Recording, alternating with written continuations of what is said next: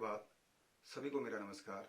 मैं डॉक्टर अली जलाल पेशे से एक शिक्षक हूँ और आज मैं बात कर रहा हूँ कि यदि आपको भविष्य में शिक्षक पेशा अपनाना है तो आपके पास क्या क्या अनिवार्य और अन्य अर्हताएं होना अनिवार्य है।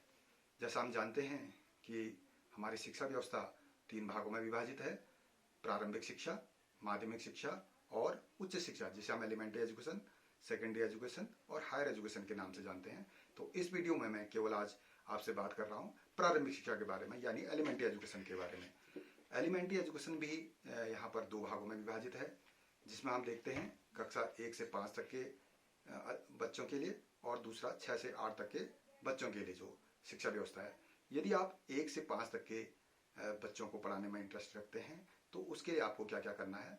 आपके पास सबसे पहले स्नातक उपाधि होनी चाहिए, जो कम से कम 50% अंकों के साथ उत्तीर्ण होना अनिवार्य है। इसके बाद हम बात करते हैं दूसरे चरण में आपके पास एक डिप्लोमा होना चाहिए, जिसे हम DELED यानी डिप्लोमा इन एलिमेंट्री एजुकेशन के नाम से जानते हैं, जो 2 वर्षीय होता है और इसकी प्रवेश परीक्षा रामनगर विद्यालय शिक्षा परिषद उत्तराखंड द्वारा आयोजित की जाती है।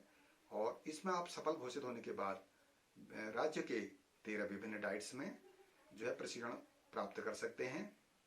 प्रशिक्षण प्राप्त करने के उपरांत आपको तीसरे चरण में जब जाना होता है तो तीसरे चरण में आपको एक परीक्षा उत्तीर्ण करनी होती है, जिसे हम राज्य में TET-1 और TET-2 के नाम से जानते हैं। TET-1 कक्षा 1 से 5 तक के अध्यापन के लिए और TET-2 कक्षा 6 से 8 तक के छात्रों के अध्यापन के लिए आप आहर हो जाते हैं। तो ये 2 मुख्य परीक्षाएं हो गई, TET-1 और TET-2। इसी प्रकार हम देखते हैं कि राज्य के साथ साथ केंद्र सरकार द्वारा भी इसी प्रकार की परीक्षाएं आयोजित की जाती हैं, जिसे हम CTET-1 और CTET-2 के नाम से जानते हैं। इसमें एक प्रश्न और आता है कि कई बार बच्चे पूछते हैं कि यदि हमने CTET की परीक्षा उत्तीर्ण कर ली है तो हम क्या राज्य सरकार के लिए भी नौकरी के लिए आहर हो जाते हैं? बिल्कुल हो जाते हैं।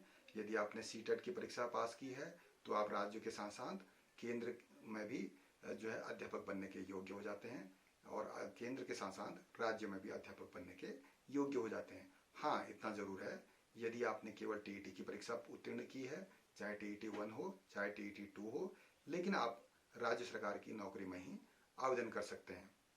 एक बार ये प्रश्न उठता है कि जो इसकी वैधता है वो कितनी है, तो जो मेरी जानकारी में है वो इसकी वैधता 7 वर्ष तक है।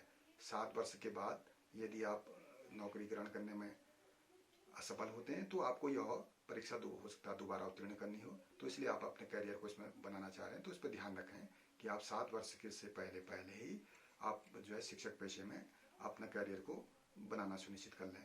और इसके साथ ही आप केवल राज्य सरकार में नहीं, केंद्रीय विद्यालयों में, नवोदय विद्यालयों में भी जो है नौकरी के लिए TET परीक्षा उत्तीर्ण करने के बाद आवेदन कर सकते हैं।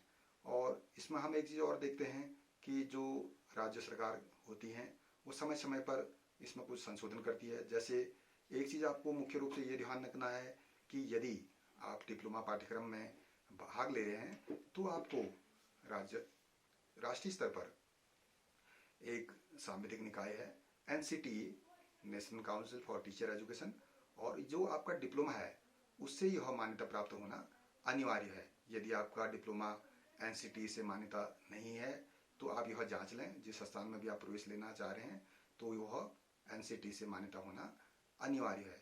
तो इस वीडियो में हमने बात की कि प्रारंभिक शिक्षा में यदि आप शिक्षक बनने जा रहे हैं तो उसके लिए क्या क्या अपेक्षित आपके पास योग्यता होनी चाहिए। और अगले वीडियो में हम जानेंगे कि माध्यमिक शिक्षा में यदि आप करियर बनाना चाह रहे हैं तो उसके लिए आपके पास क्या क्या न्यूनतम योग्यता होनी अनिवार्य होगी। धन्यवाद।